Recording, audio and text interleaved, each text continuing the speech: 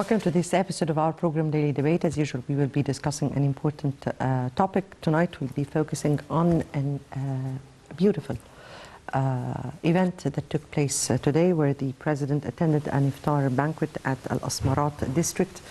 The President was participating in the Egyptian family iftar banquet at this very particular area, part of the social housing program the state is implementing or has implemented and is continuing on with implementing it.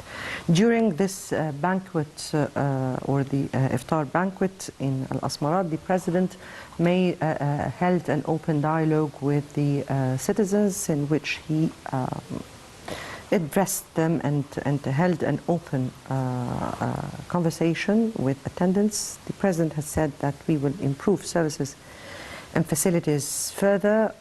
We have to remain united in order to advance. I'm just quoting some of the important statements the President has been speaking about. The President said we must believe in ourselves and what we have accomplished. New projects and developments aim to create job opportunities for young people. We are working to provide 1 million job opportunities per year.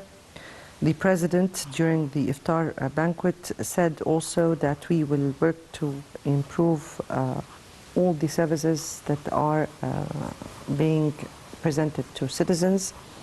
He said that there is a need for solidarity and joint action to achieve further progress and growth, and that we must remain united for us to advance, and we must have confidence in ourselves and what we have accomplished so far.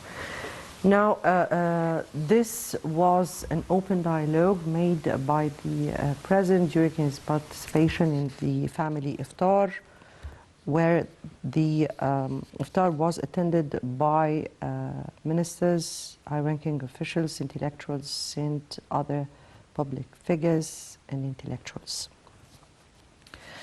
The Egyptian National Social Housing Program aims at making it easier for low-income families to have their own homes, providing greater stability and helping to break the cycle of poverty. The government seeks to provide appropriate housing units for middle and low-income citizens that is suitable for their financial capabilities in a way that can guarantee their humanity, dignity, and self-decent life. Of course, the President has urged for such an initiative to be carried out as soon as possible, and a number of housing or social housing units have been implemented so far in stages. We're speaking from Asmarat, Bashar al-Khair, Ahalina, lots and lots of social housing programs have been carried out, and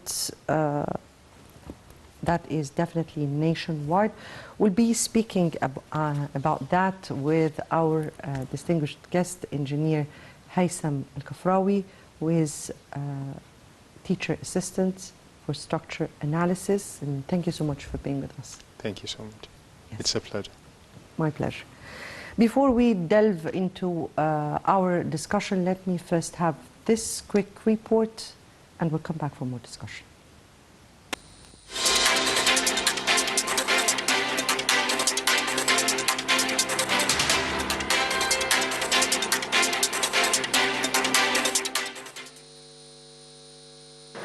President Abdel Fattah al-Sisi has inaugurated new housing projects nationwide for residents of unsafe areas under several projects. This comes in pursuance of President al-Sisi's efforts to secure decent housing for Egyptians and improve their living conditions in accordance with the Sustainable Development Goal SDG 11. President al-Sisi has been keen on getting rid of slum areas so that Egypt would restore its charm and people would live in better conditions. The President inaugurated alternative housing projects in the 6th of October city, as well as in Sharm el-Sheikh's Ruwaysat, Sayyida Zainab's Rawda, Ras al-Bar, Salam's Man area, Abur's Rawda, and Hurghada. He said that the newly housing units under the Ahalina 2, 3, 4 and 5 phases include residential blocks on a huge area with total cost of phases that stood at billions of pounds. He explained that the authority is overseeing the construction of thousands of residential units in the Greater Cairo area to serve unsafe areas residents. All projects include electrical network, water supply network, sewerage and rain networks were also established to serve citizens. There is also a fire network for all residential, administrative and service buildings, while shopping mall and 84 stores were built so as to provide job opportunities for the residents of the region. They also include schools, integrated medical center for healthcare services. Ahalina project was not the first of its kind in Egypt. The President had earlier inaugurated the three-stage Asmarat low-cost housing project in Al-Muqattam district of Cairo. In 2016, President el-Sisi inaugurated the first two phases of Asmarat in Muqattam district of Cairo. The project was set up through cooperation between the Ministry of Housing Informal Settlement Development Fund, the ISDF, and the Ministry of Local Development and Long Live Egypt Fund at a total cost of 1.582 billion Egyptian pounds. In 2020, President el-Sisi inaugurated the third phase of Asmarat 3 housing project, including thousands of fully serviced housing units with full facilities. The President also opened the largest service complex that would serve around 100,000 residents of the three phases of Asmarat housing project. President el-Sisi also launched the three-stage housing project of Bashair el-Khair in Alexandria for developing slum areas, which was upgraded in about 18 months. Bashair el-Khair consists of residential buildings, investment areas, cinema complex, bank complex, a number of multi-purpose halls, cafes and shops. President el-Sisi has pledged to improve Egyptians' living conditions, especially through securing decent housing for them. This goes in line with Egypt Vision 2030 and the United Nations Sustainable Development Goals.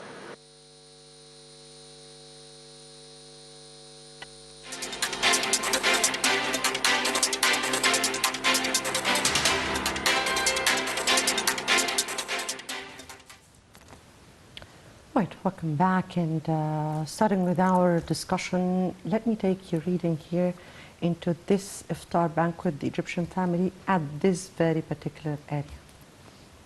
Okay, in my point of view, first, it's not about the one-man show. I said this before.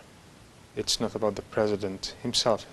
The president is searching for the team, and he would like to enlighten the idea that we are a team, the Egyptian people and the president himself and the political leadership, all at the same time. So he always gather the stakeholders, he always go and speak openly to the people. I guess he's trying to change the mindset of the people. He would like to attack the destructive ideas in the mind of the Egyptian people, that something may go wrong. So he always tried to elaborate and emphasize the idea of planting the mindsets of the people to be more successful, to think more deeply. So to raise the awareness of people of challenges that are confronting us in the first place, to speak to in a transparent way so they can understand what we are going through. Yes? Yes, of course, and totally. I do concur with this. But the thing is, the presidential the president himself and the political leadership, they always think about how to make the people part of the successful plan, and how to think scientifically, and how to plan this to reach the aim. So they always think in a strategic way, the vision and the mission and the aim. The thing is, in this iftar, it's not about iftar. It's about the president open up to the people to make them part of the image, because they are the main aspect in the image. So To put them in the scene of developments, right? and to make them feel that they are the main element of success. So he always speaks to them directly that they are the reason. They may suffer. They may had some difficult and hard time. But at the same time, we are working hard, not he is working hard. He's always emphasizing the idea of the team. And this is what I see from what happened today. The president is always searching for the stakeholders, the people who can organize or reorganize the people again to be united, to be patriotic again. The thing is, the past maybe year was very, very difficult. Difficult on the political sides, difficult on the economical sides. Actually, we're speaking about 3 years, because don't forget that we started 2020 Corona. with the coronavirus. Yes, I know, this, but this is, I guess, much more difficult than what happened to Corona. yes, We indeed. are facing adversities with the whole world and the economy, and especially we are so much. We are 100 and something million, 130 maybe, and at the same time, we're trying to regenerate and rethink our mindset. Again, we are trying to state our goals again. We're trying to prioritize our aims again. So we are developing. We're trying to develop. So at this position, you're facing a very difficult year. After all what you did in the past 8 years, this year is very critical. So we started with, you have to look at the whole image. The thing is, we started with infrastructure. Why are we building roads? We started with building new cities. Why are we building new cities? We're starting with, We're not gonna be eating those new cities or those roads, right? The thing this is what is said, right? I once read a book, and a sentence always popped in my mind. When you make the sandwich by yourself, it will never taste the same when someone do it for you. The thing is, we are making the sandwich by ourselves. We are making the work by ourselves. And we always, after what we have done, we always think that we did our best. We did something great. So when you look at the infrastructure, when I say infrastructure, hospitals, roads, railroads, trains, all the housing units, water different treatment kind plants. of This is residential projects. agriculture and However, so when industry on all. you have to look at the image. Oh, so we finished the infrastructure and we went to the agriculture. And after this, whom is going to work in these projects? People, the Egyptian people. I have to raise them. I have to help them change their mindsets. I have to build schools. I have to make them live in a good community. I have to make the children be more intellectual. I have to give them good education, good food, because they are my weapon. So I build the projects, and I have the human resources. I have everything, and I don't need anything more. So the full image is we are filling the 5 aspects of success. We are searching for raw material, so we have agriculture. We are searching for the transportation, we have infrastructure. We are searching for industries, now we're building factories. We are searching for mindsets and people whom are going to cope with what we have achieved. To create things, to think much more deeply. We need Calibers. Calibers, yes. We need to prepare calibers, indeed. So, what happened today is the president and the whole team, his team, the political leadership, all stakeholders, the partners of success, people and decision makers. They are sitting together and they are enlightening the idea that we are all together going to get to the aim. We are going to go to what we need.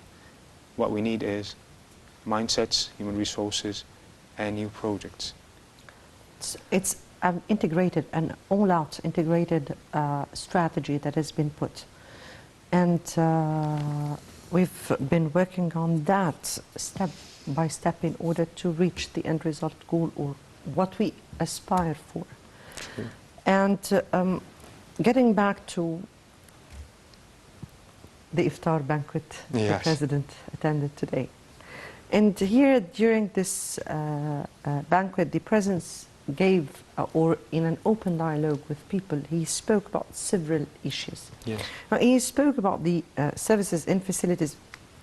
Let me here take it from this perspective. When the president is speaking about the services and facilities, he's speaking about a strategy that has been put by the state that we build, but at the same time try as much as possible to eliminate or decrease the burden on people. Okay. So there is this path of development and also the social protection umbrella.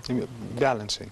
Yes. So when we speak, when the president is speaking about improving services and facilities, and particularly in the area of Asmarat, Yes. how do you read that statement? I always see that these projects are the keys that make people, our people, could endure what is happening from difficulties the last years. Especially that the, as you said, we started with the revolution, and then some adversities, and then Corona, and after Corona. No adversaries. We're speaking about a year that shouldn't have come in the first place. True. So it's not an adversary. Yes, this is true. But we passed all of this. But why we passed all of this? Because we were prepared. As you said something very important. You said strategy. Strategy is the key of success. The thing is, you plan. The thing is, you study. You study very hard. 10 years ago, we were working with the management crisis. We were waiting for the crisis to happen, and then we start to find a solution. Now it's different. We are studying our case, and we are predicting what will happen to find an early solution. So, A crisis or a management now we are working it team. as this is a part of the strategy. This is a part of the strategy to let the crisis, to minimize the crisis as much as you could and study it in deeply and find the solution that will keep the people always safe. So this was the project that made them feel safe. These are the projects that made them endure what is happening the last years. So, الأسمرات بشاير الخير, and when you think about it all Housing together, for all, as it's said. and the places are different.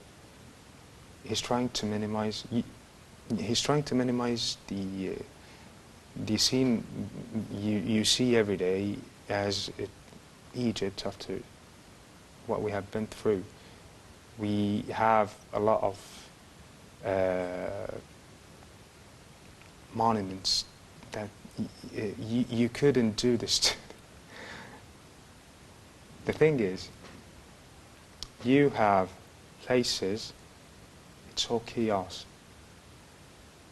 Haphazard buildings, you mean? In buildings that are built on... Chaos, it's not even haphazard buildings. So, now, go and see. It's great.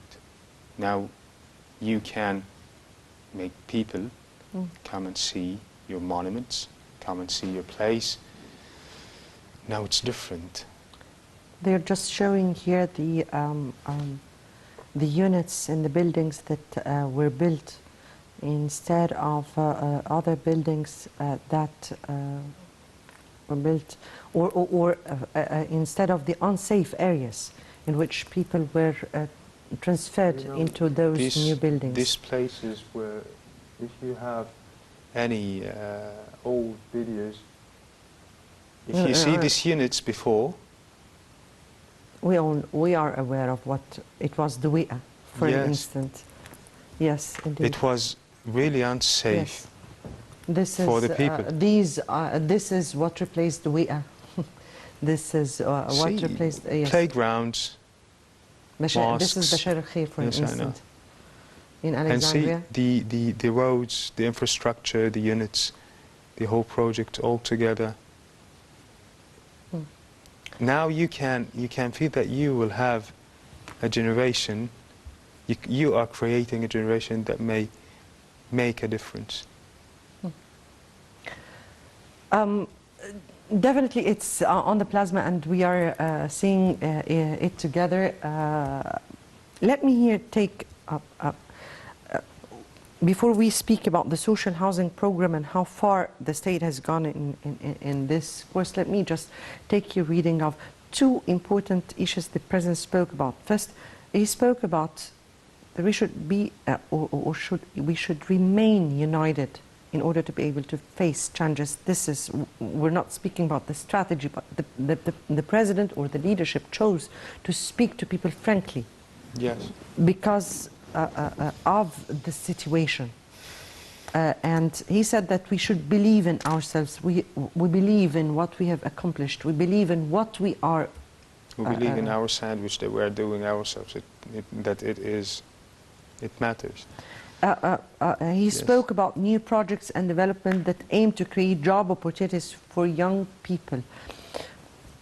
You said something very important at the very beginning. You said we started with roads, highways, new cities. And usually there were criticism. Why are we doing that now? Why are we building that now? This is not going to feed us. It's not our daily bread. And these were the criticism that we always say that, yes. Yes. How do you view, do you think from your point of view, Egypt would have had this life breath and ability to start attracting investments, work on other areas, meaning agriculture, meaning industry, meaning fisheries, meaning all the projects that have been carried out at this stage? Before the first stage, of infrastructure? How? So, I'm going to build a factory without roads. I'm going to have laborers and engineers in the factory without transportation. Am I going to put money in Egypt if it's not safe? If the circuit is not closed, how could I put my money and feel safe? The thing is, the investor always think that I'm searching for the safest place to put my money in. This is what the leadership thought and decided to make. We are trying to get the safe and the target zone for the investors to put the money in. Now you have huge companies. They are having startups here in Egypt. You have franchises opening their hub for the Middle East and Africa here in Egypt. You have a whole city. It's the 10th of Ramadan. They are all hubs for huge companies in the whole world to be represented in Egypt for the Middle East and Africa. If we don't have the infrastructure and we didn't pay and we didn't plan for infrastructure, how could these companies come and invest the monies in Egypt?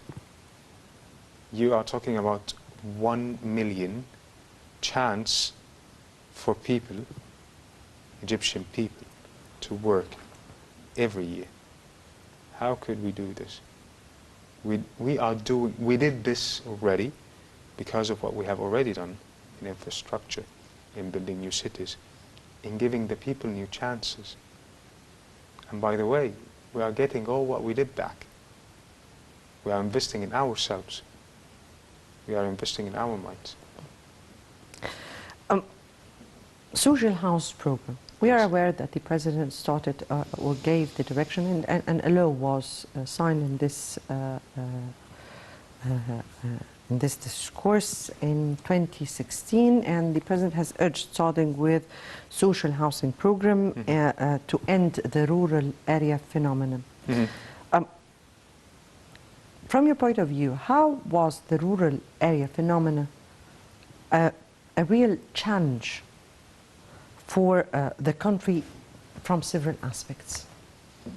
At the very beginning, when you start talking to people to change the places, this is the simplest and the most difficult problem in the idea. How does that relevant to this presidential initiative, decent life? No one is left behind. Because we are all united, as he said. Because the organizations are very strong. You're talking about Egypt. You're not talking about any other country or organization that cannot integrate itself. Our organizations are very strong. We can do statistics and we can study what is going to happen and we're going to plan, so we're not going to leave anybody behind. But the problem is how to invest in them, how to get them safe, how to get them out of what they are, and to convince them to change their mindset and to make them feel safe that when they are going to change, their children are going to live better. This generation is the generation that we are going to bet on. This generation is the generation that we're working so hard for. So, from your point of view, how is that important for the citizen himself? And how will that reflect on the country? One side, on the citizens, the common citizen, and on the other side, open open up to be attractive to more opportunities, investment opportunities, local investors or international foreign investors or whatsoever. How does this reflect on that? It's directly affect the citizen. When you talk about new chances, new factories, new projects, and the only laborers working are the Egyptian laborers, the only engineers working are the Egyptian engineers. These are new challenges. You know that the Egyptian engineers now, they are different 10 years before because of what we have been through, same as the laborers. Now we have a skill. We have something that we learned. So when you talk about the direct effect on the citizen, we are investing 75% of our GDP directly on the citizen, by the way. Maybe because our population is very high. The effect of giving them the chance to, how can I say, let me be much more clear. When the political leadership decided to put money and invest money in people, they have to choose. So they chose to invest in the becoming generations. What happened already happened. So we don't need to do it again. But when you look at the image, all integrated, all together, you can find the bright side. It's directly affected to the citizen. Do you know that for example, the Japanese program that we have done, and now we have Japanese schools. Did you speak to one of the students? You're asking me? You can find him. He's a bright child. This is a direct effect, by the way. Did you speak to an engineer who worked in 3-4 projects the past 6 years? I'm 100% sure that one of them was a mega project that maybe 1% in the whole world work in it. Something like the LRT. Or something like the monorail. I'm already speaking to an engineer who has been working in one time. But the thing is, mega projects. This is a direct effect on the citizens. Now I have a skill. Now the children have a skill. Now my son have a skill. Now my daughter have a chance. Now my child have a chance. It's all about increasing the chances. This is the main job of any government, to increase the chances of the people in living better. If we speak about this social housing program and how it goes with Egypt's Vision 2030 for Sustainable Development, because this vision consists of several spheres. Yes. Part of it is infrastructure and sustainable development. Yes. So, social house program and how it goes with this 2030 vision. And is it a way, or does it give a kind of help to citizens to endure? Because definitely we're speaking about also hard times that on the whole world, not yes, here. On the whole world. Yes. But we have to be fair, and we have to speak fair enough that yes, indeed, we are having here problems, economic problems, because we are part of the world. So it's It's on all of us, Obviously, yes. we're not in isolated islands. How does the social housing program and initiatives as such under the presidential protection or social protection umbrella gives a breath, a life breath to the country to carry out with its vision 2030? It organizes the way you pay the government money. At the very beginning, the money was scattered. You cannot give the people what they deserve, and you pay more. I'm trying to simplify it as much as I can. The government, they are paying, really paying, a lot of money, but it is scattered. It's not in one direction, so the effect in none of the elements are reaching to the citizen. So now we are prioritizing and we are choosing what has the great effect.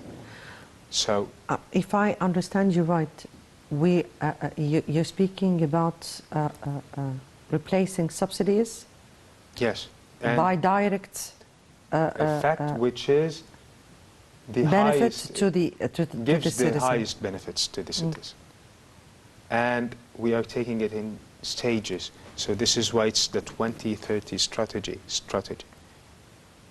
So we have short-term opportunities and a long-term opportunities. Our short-term opportunity is to get our people with the social housing plans to a safe zone.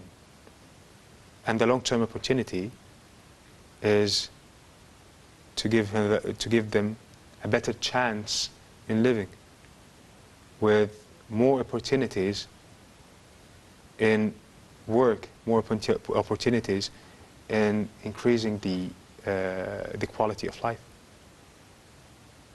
So you have to integrate all the image all together.